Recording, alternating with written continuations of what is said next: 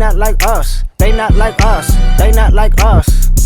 Once upon a time, all of us was in chains. Homie still double down, calling us some slaves. Atlanta was the mecca, building railroads and trains. Bear with me for a second, let me put y'all on game. The settlers was using town folk to make them richer. Fast forward 2024, you got the same agenda. You run to Atlanta when you need a check balance. Let me break it down for you, this the real nigga challenge.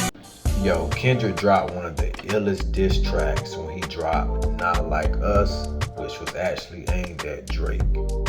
Now, many of you may have heard that diss track as it went viral all across the internet, but there's actually a verse in that diss track that Kendrick actually mentions that may have went over a lot of your heads.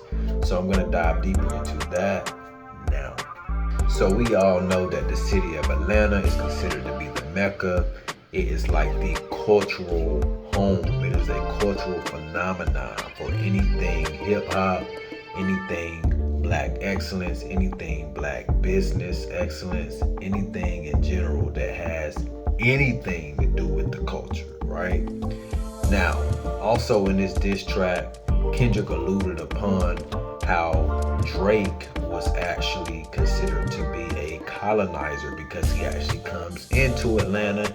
He does a lot of features with a lot of artists from Atlanta, such as Lil Baby, 2 Chainz, Rick Ross in the past, Future, and different things like that. But he alludes to Drake as being a colonizer because Drake isn't actually from that area, and Drake isn't actually considered to be of the rappers from that area stature in terms of having street cred and different things like that.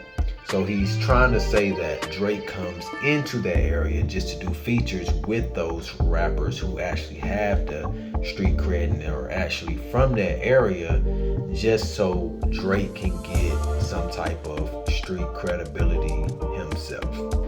So anyways, I'm actually going to dive into some history surrounding that verse, which actually begins around the 2-minute and 53-second mark.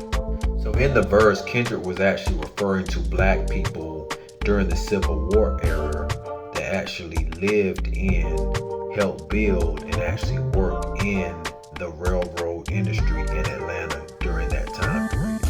During the Civil War period, Atlanta became heavily known for its railroads. It actually became the logistics hub for the Confederacy during the Civil War, as it was actually industrial transportation center for anything that the Confederacy needed, to fight the war, such as, any type of weapons, any type of resources that these soldiers would actually need. So following the Civil War, the railroad system was the most important industry that African Americans worked in. In the South, free slaves have very few jobs to actually choose from, which among them were sharecropping, domestic services, and of course, the railroad industry. Working on the railroad was a low-paying but steady job, with many positions that were nearly exclusively occupied by black workers. Southern railroads were eager to hire black workers after the war because they could pay them far less than white employees. What jobs blacks could hold was set during slavery. Thousands of enslaved black men worked on the railroad until and during the Civil War. Many Southern railroads would hire, rent, or own slaves who would work alongside white laborers, being paid for their work. Certain positions could be held by both slaves and free men, including brakemen and firemen and others.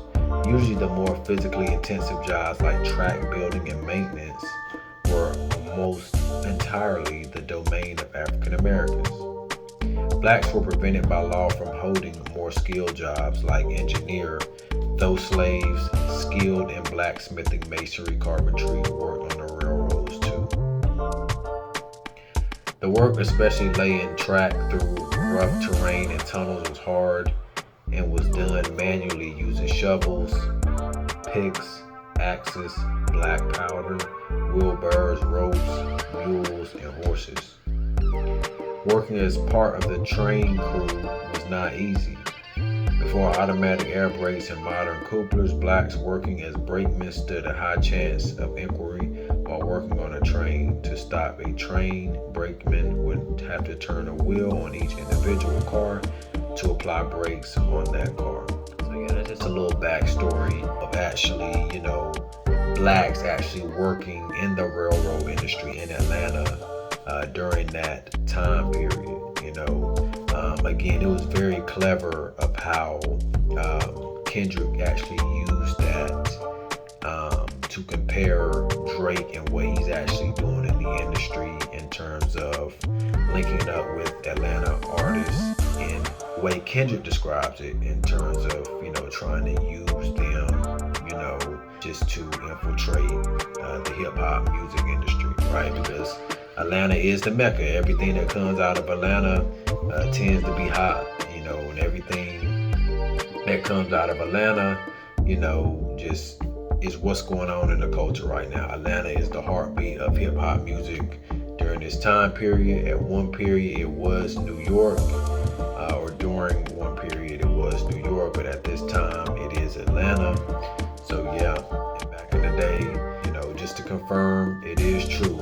Atlanta was a major railroading point in the South's past history, which a lot of African Americans or blacks actually worked the railroading system in Atlanta. So again, that was a cool little fact, that Kendrick pointed out during the song, and it actually made me want to do more research, and I'm glad I was able to share a little bit more history in regards to that with you guys. So yeah, stay tuned for more videos. Be sure to like, comment, and subscribe. When you hit the like button, it helps YouTube actually push this content through the algorithm, and in return, more people is actually going to see this, hopefully learn a little bit more history that they can actually share with others as well. Okay, I appreciate you guys for tuning in. Until next time, peace.